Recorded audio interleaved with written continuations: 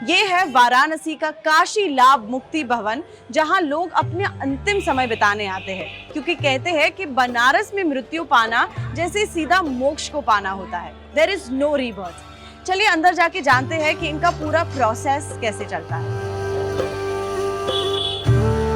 कहते हैं कि अगर आपकी मृत्यु वाराणसी में होती है तो कोई पुनर्जन्म नहीं होता है और इससे आप मोक्ष या मुक्ति पा सकते हो।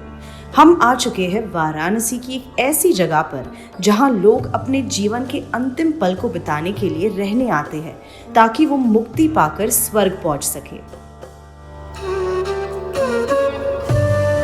काशी लाभ मुक्ति भवन की स्थापना डालमिया परिवार द्वारा 1958 में 1958 में किया गया था। स्वर्गीय जयदयाल डालमिया जी की माता जी रही हैं, वो काशी में रही हैं, काशी में वास की हैं।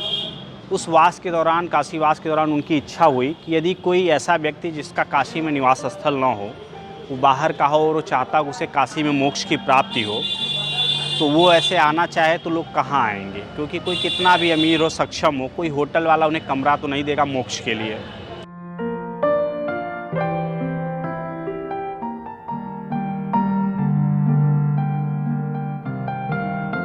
वाराणसी दुनिया की सबसे स्पिरिचुअल और होली सिटी मानी जाती है और यहाँ मोक्ष पाना जैसे एक प्रिविलेज है for many people who come to this city. Mukti Bhavan was started in 1958 by the Dalmia family for everybody who would like to attain salvation in this holy city. And there have been over 14,000 people who have attained salvation in Mukti Bhavan till date.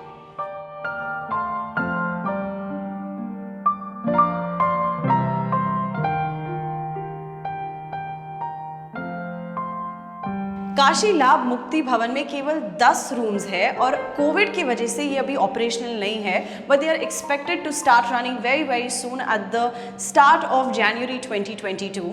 यहाँ पर room में सिर्फ एक ही व्यक्ति को मोक्ष पाना allowed है। However the compulsion is that one person has to be present with the person attaining salvation और कोई मैक्सिमम लिमिट नहीं है। जितने भी फैमिली मेंबर्स उनके साथ रहना चाहते हैं वो यहाँ एक ही रूम में रह सकते हैं। यहाँ पे खाना बनाने और कपड़े धोने की सुविधा भी है।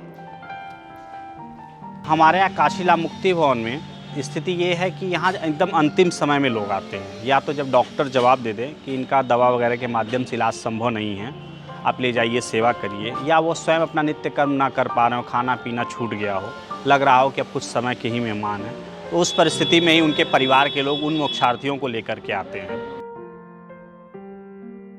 दालमिया ट्रस्ट यहाँ आए मोक्षार्थियों के रहने के लिए कोई फीस नहीं चार्ज करते हैं, केवल सिर्फ 20 रुपए इलेक्ट्रिसिटी का बिल भरने के लिए, और अगर वो भी नहीं हो पाता तो कोई दिक्कत नहीं है।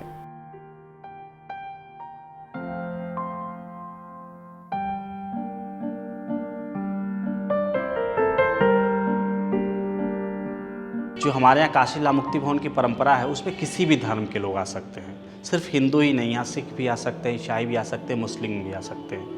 तो आपका जो अंतिम संस्कार की प्रक्रिया है वो अपने रीति रिवाज के अनुसार करें। हम सिर्फ आपका सहयोग करेंगे, आपकी कोई आवश्यकता होगी तो वो पूरी करने का प्रयास करेंगे। यहाँ पे जो भी लोग आते हैं वो ईश्वर की भक्ति में लीन रहते हैं। यहाँ पे 3 टाइम आरती होती है, भोर आरती, दोपहर की आरती और रात की आरती। यहाँ के पंडित हर कमरे में मोक्षार्थियों और उनके परिवार वालों के लिए काफ़ी सारे पाठ पढ़ते हैं, जैसे कि रामायण, भगवत गीता और दूसरे धार्मिक ग्रंथ भी।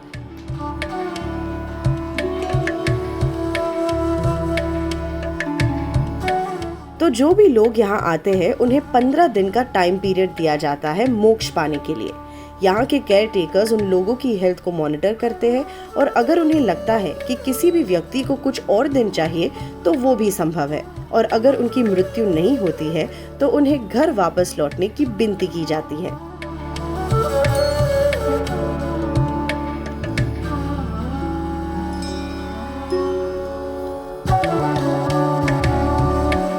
Again, I would like to reiterate that this place is not mourned upon. In fact, it's a place where most people would prefer and find it a privilege to come and attain salvation in the holy city of Varanasi. You might or might not agree with this concept, तो आप हमें comments में बताइए आपका क्या ख्याल है. Until then, this is me, Bianca Saurashtri. I'll see you soon.